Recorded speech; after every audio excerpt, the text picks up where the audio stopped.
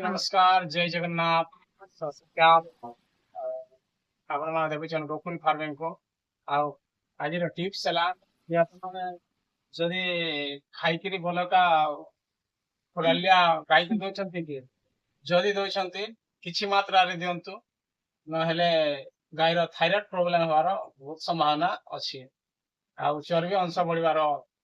ସମ୍ଭାବନା ଅଛି ତ ଆପଣ ମାନେ ଦଉଛନ୍ତି ଯଦି ଅଳ୍ପ ଅଳ୍ପ ଦିଅନ୍ତୁ ଆଉ ଦାନା କିମ୍ବା କୁଣ୍ଡା ଚୁଙ୍କ ଚୋକଡାରେ ମିକ୍ସ କରିକି ଦିଅନ୍ତୁ ଖାଲି ଫୁଲାଲିଆକୁ ଦିଅନ୍ତୁ ନାହିଁ ଯଦି ଅଧିକ ମାତ୍ରାରେ ଦିଅନ୍ତୁ ନାହିଁ ଆଉ ଅଧିକ ମାତ୍ରା ଦେଲେ ଗାଈର ଥାଇରଏଡ ପ୍ରୋବ୍ଲେମ ହବାର ସମ୍ଭାବନା ରହିଛି କମ କମ ଦିଅନ୍ତୁ ଯେମିତି ସ୍ନାକ୍ ଦେଲା ପରେ ଆଉ କମ କମ